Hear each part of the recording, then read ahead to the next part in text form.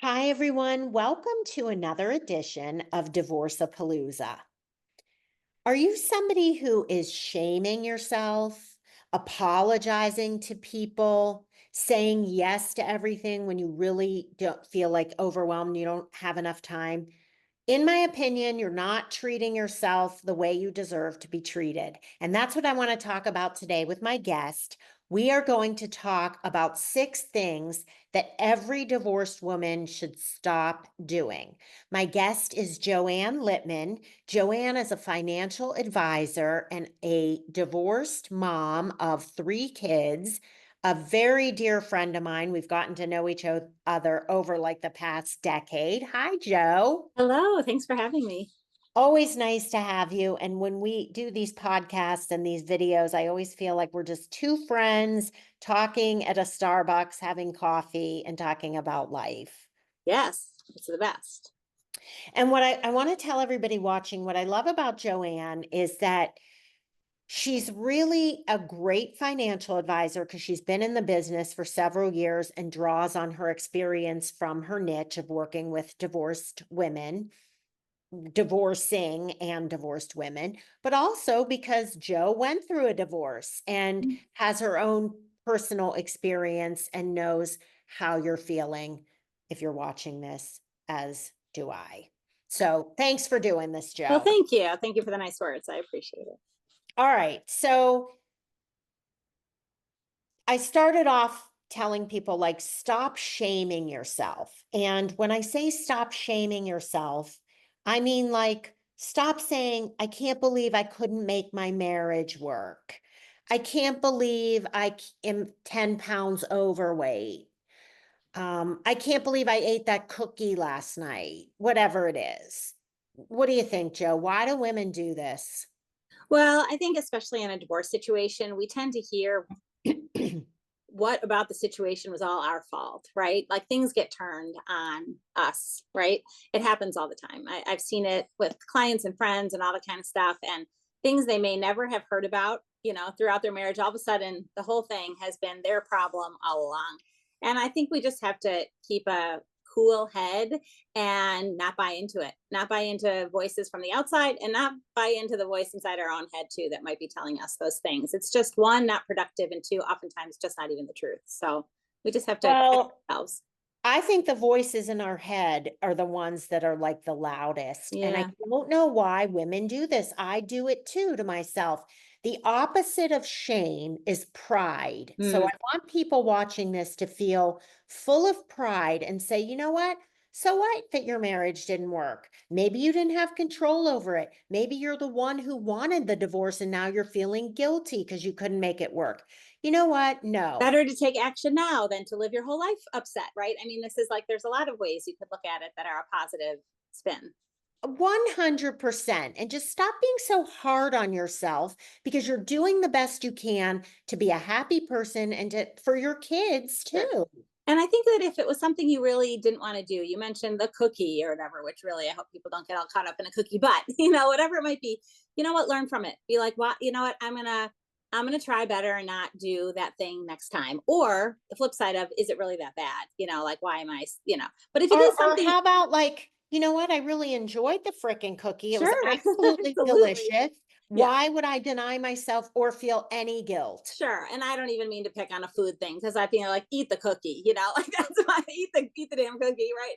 But like something else, if it was something like I wish I had done that differently, well, great. Then take a minute, think about it, and work on doing it differently next time. There's no shame. We're human. We make mistakes all the time.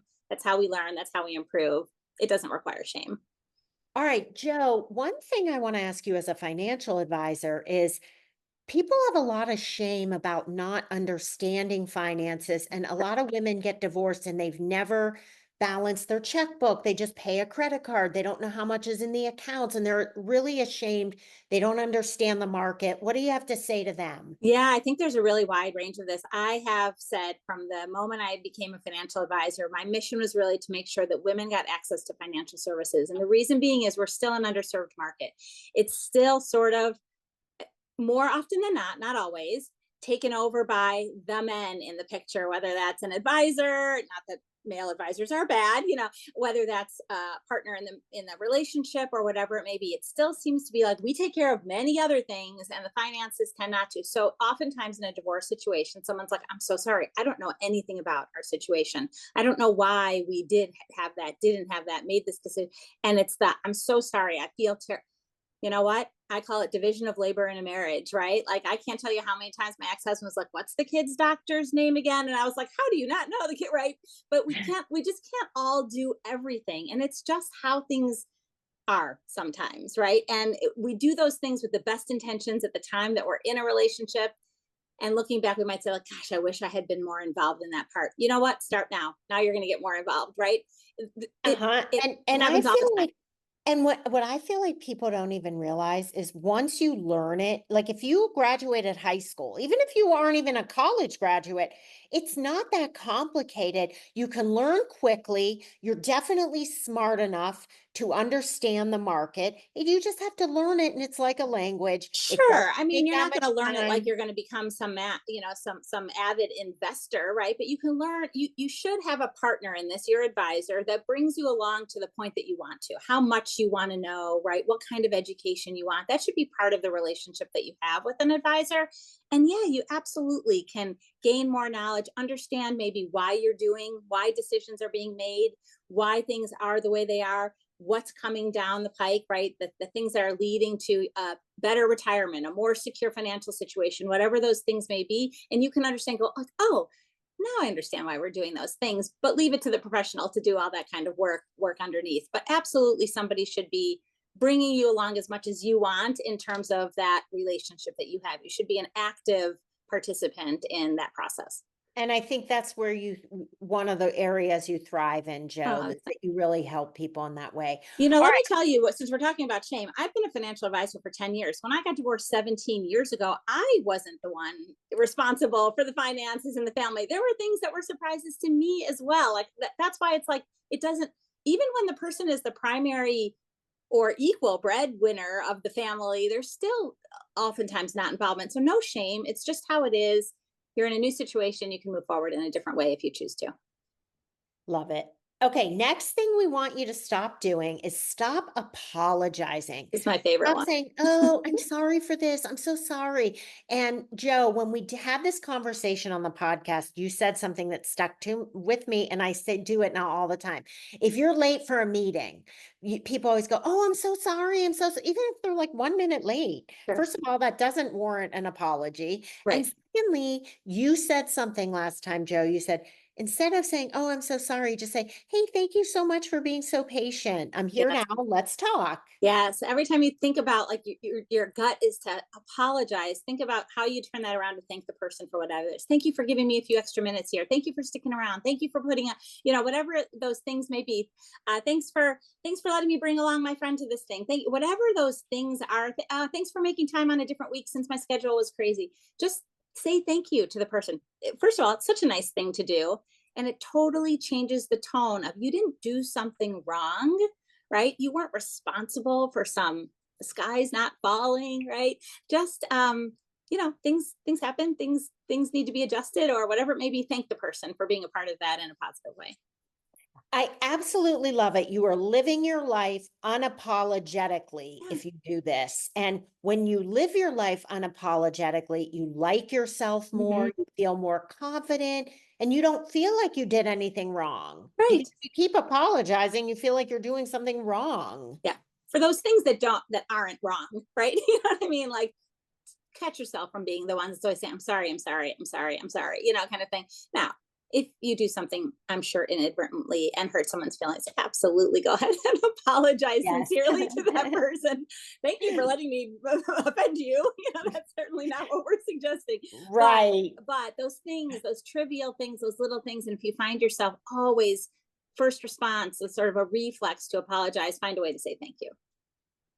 Love it. Okay. Next one is stop making an effort to those Mhm. people when it's not reciprocated. Such a long, hard lesson for me, I'll tell you, really difficult.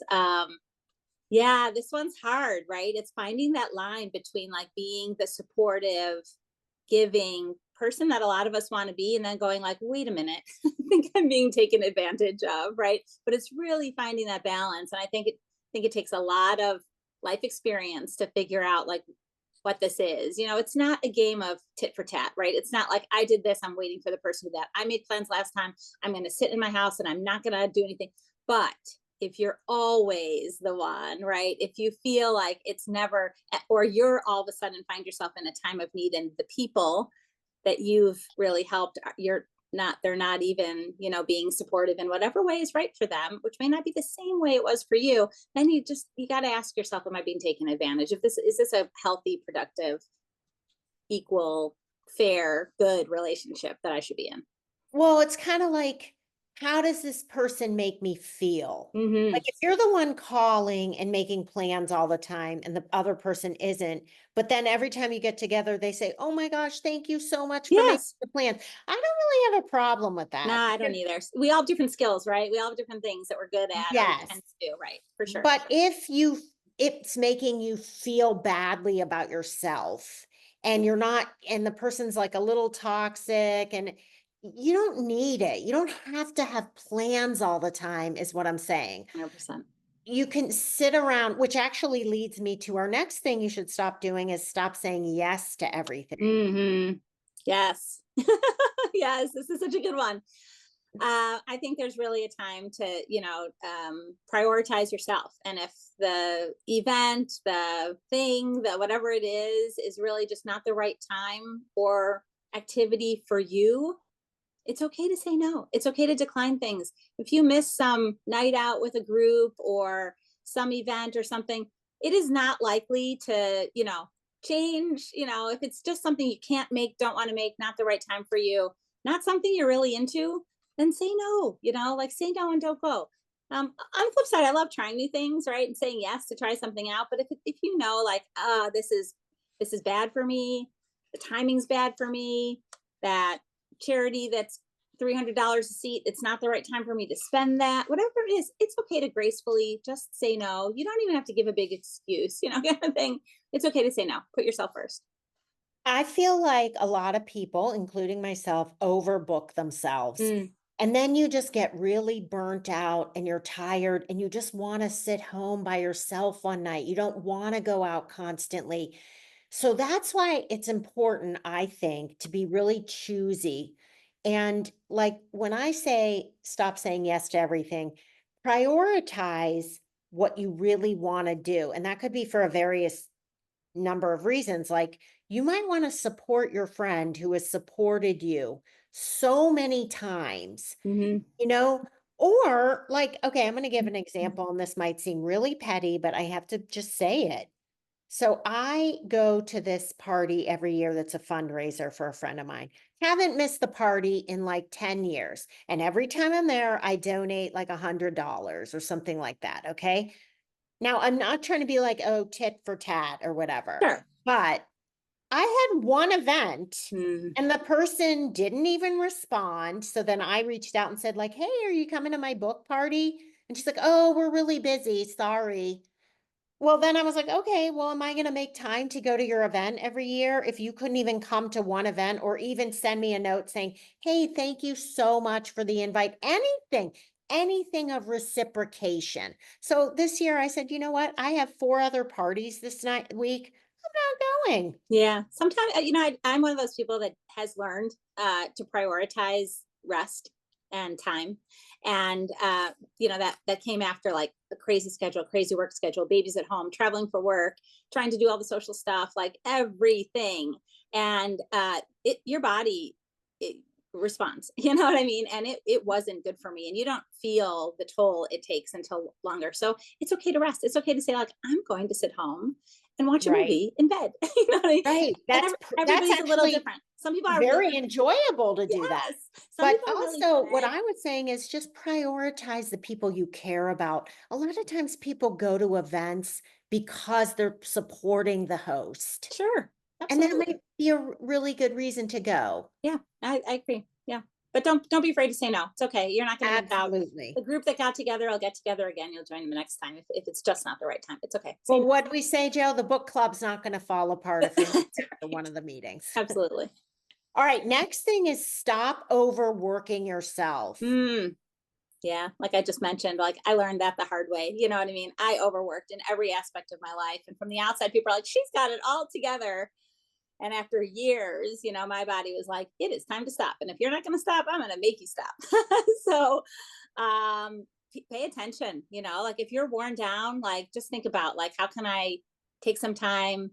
Maybe everything doesn't have to get done, this weekend, what has to, what doesn't have to, just build in some rest. Like overworking doesn't serve anybody. You don't get a medal for finishing everything first, for doing everything, for working yourself ragged. Nobody cares in the end. So you should care how you feel. 100%. Yeah. Take 100%.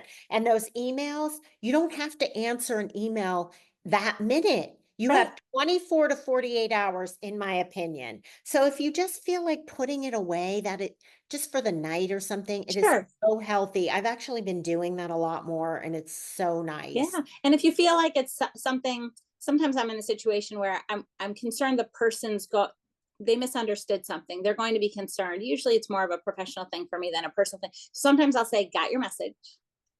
I'll get back to you tomorrow, kind of thing. So they're like, okay, I'm good, or I'll say like, not a concern. We've got this covered, but I'll get back to you with some more information tomorrow. Especially when it comes to money. So, Yeah. Joe, I Right. love that. Another thing I love about you, you're Okay. right, because people, when it comes to money, they want a Yeah, response. people say, I didn't think you were going to get back to me on a Saturday. And I was like, I didn't want you thinking about this all weekend. It was, it was already taken care of. This is not something to be concerned about. And that's how I would want the same thing. I always tell people, like, I think about like how I would want to be treated. And I carry that through. But, whatever it might be, if you feel like you have to give a quick response, that's fine.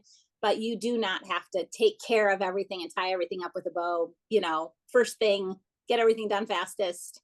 If it's not serving you, if you're wearing yourself out, take some time, build it in. You can relax. And you'll be so much more productive and do even better work. Absolutely.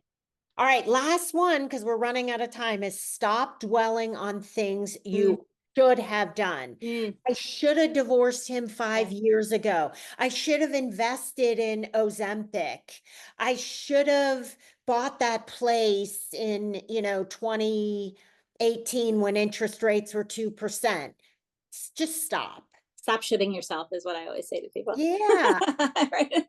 Stop shitting yourself. First of Mhm. all, you never know how it would have turned out. Second of all, you got here. I always say, like, if this is how I got here, this is how I got here. And whether, if you're at a challenging time in your life, maybe this is not the time to make that assessment, but you know what, you're going to go forward in another 6 months or another year and be like, oh, that's why these things happened. I firmly believe that, like, this is your path and you can't just take away a few things from your path and expect all the good things that come along the way to also still exist. So, you know what? This is how you got here. If you want things to be different, work with somebody that can help you make those things a little bit different. But you know what? You got here, right? Find the good things that got help, that were the reason. Find the good things in your life that those maybe challenging times were part of the path. And that's why you're here. For me, I always say, like, I never expected divorce, but I got 3 great kids out of the deal, right? So I'll never take that time back because this is how I got here with these 3 kids, whatever those things are. This is how you got here. There's trials and tribulations along the way. Don't look back, just look forward, use your experiences, do something different or better, or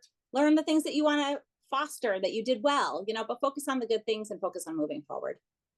And why don't people say, looking back is good if you say, wow, that was a really good Yes, decision. look back at the good things too, I right? bet you if you look back at your whole life, you'll have a lot more good decisions that you made than bad. I don't Right. know why people focus on the bad, but you did a lot of really good things. So Don't miss out on those good things too. And the good things that are coming your way. Like I said, look forward, like, so something didn't go right, look forward, find those things that are coming down the path for you. absolutely. Joe, thank you so much for being on Divorce-a-Palooza. Well, thank you, Jackie, for everything for this community, all the tools that you give to people. I think it's just so wonderful, and I'm happy to be a part of it. We are glad you're a part of it too, Joe, and thanks for all you do. And for people watching, if you want to get in touch with Joanne and talk about your finances, or if you have questions, or you want to invest or life insurance, all kinds of anything financially related, you can find Joanne in the trusted professional section of Divorce Girl Smiling under financial advisors. Thank you so much for watching, everyone.